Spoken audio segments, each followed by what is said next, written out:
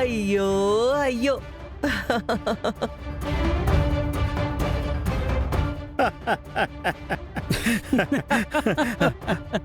అఖిలమ్మా, ఆ వెంకీగాడి మొహంలో రక్తపు చుక్కలేదంటే నమ్ము. అబ్బా, భలే దెబ్బ కొట్టావు. అవునత్తయ్య, ఆఖరి నిమిషంలో ఆక్రస్తం వాడతానంటే ఏమనుకున్నాను కానీ బా, నువ్వు వాడింది మామూలు అస్త్రం కాదత్తయ్యో, బ్రహ్మాస్త్రం. దెబ్బకి వెంకీగాడు బావురుమన్నాడు.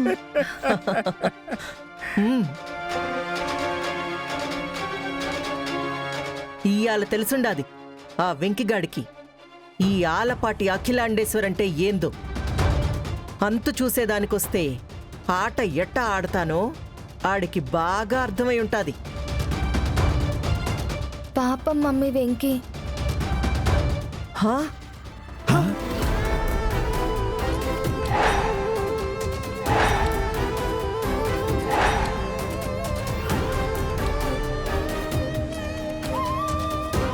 వాడి మీద నువ్వు జాలి చూపిస్తుండావేందమ్మీ?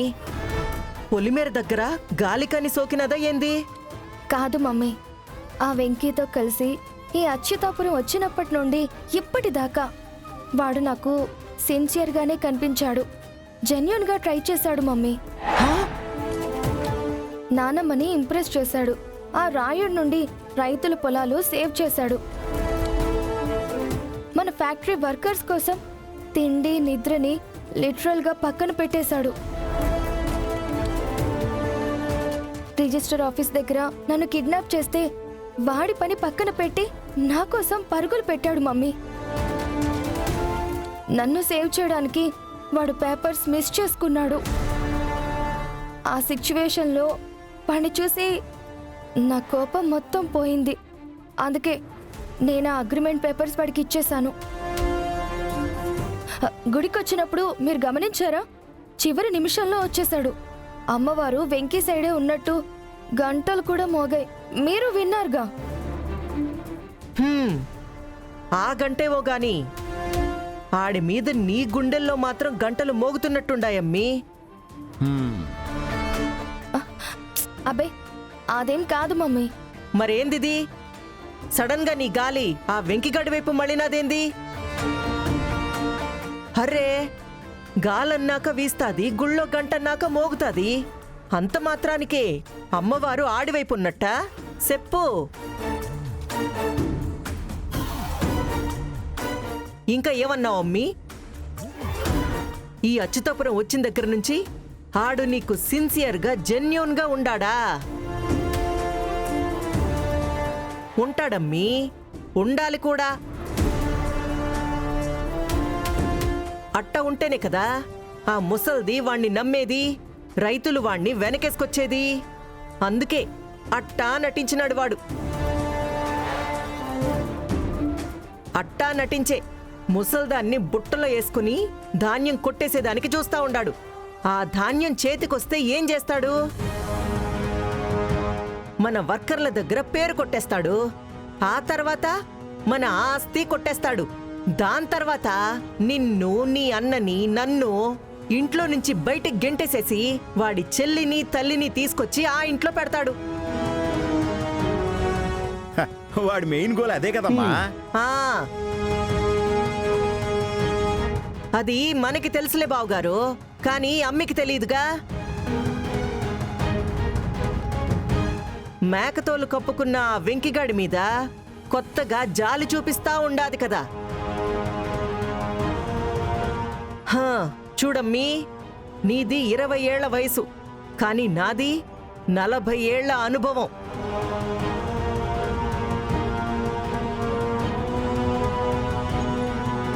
మీ మావని చంపిన హంతకురాలు ఆ శారద పెంపకంలో పెరిగిన దుర్మార్గులమ్మీ. ఆ వెంకిగాడు, వాడి చెల్లి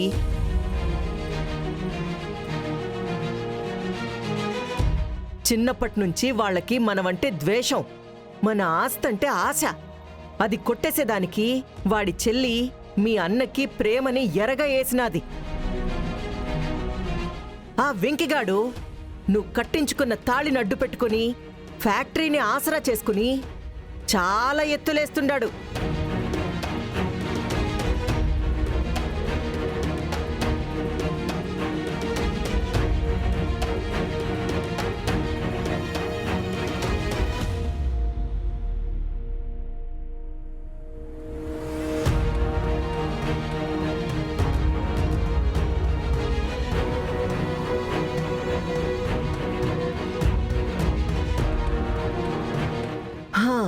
ఇంత కదుండదమ్మీ ఆ వెంకిగాడి గురించి వాళ్ళమ్మ చెల్లి గురించి చెప్పేదానికి.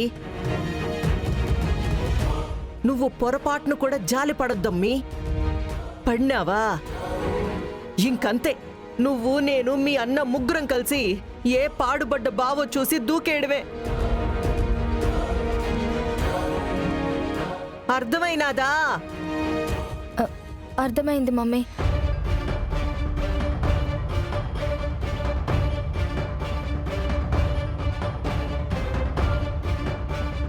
సర్లే పా అమ్మీ, పద. మనం పోదాం. పా. పదండి.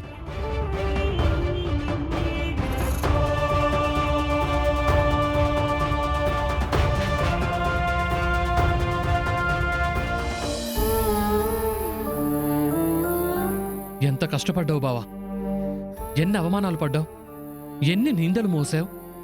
ఆఖరికి అనుకున్నట్టు ధాన్యమైతే సాధించావు అనుకునే లోపు మా అమ్మిలా చేస్తుందని ఊహించలేదు. నాకు రావాల్సింది మనందరి గెలుపు. మీ అమ్మకు కావాల్సింది నా ఓటమి. నన్ను ఓడించడానికి మనం ఊహించనివి ఎన్ని చేయడానికైనా వెనకాడదు మీ అమ్మ. నన్ను ఓడించి పీడించి ఈ ఊరు నుంచి పంపించాలనే ప్లాన్తో మీ అమ్మ పందెంలో నా ఫ్యామిలీని పనంగా పెట్టింది. మీ అమ్మ గురించి తెలిసిన తాతయ్య కూడా వద్దు అని అడ్డు చెప్పాడు, నన్ను ఆలోచించమన్నాడు. కానీ నేనే ఆవేశంలో ఓకే చెప్పాను. ఫస్ట్ టైం తప్పు చేశానేమోననిపిస్తోంది. మీ అందరి గురించి ఆలోచించకుండా మీ అందరినీ రిస్క్లో పెట్టానేమో అనిపిస్తోంది.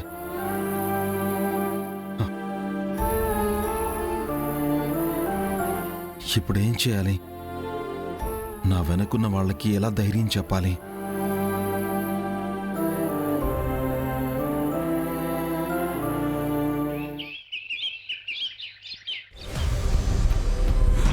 ఏంటమ్మా వీళ్ళు ఇంకా రాలేదు?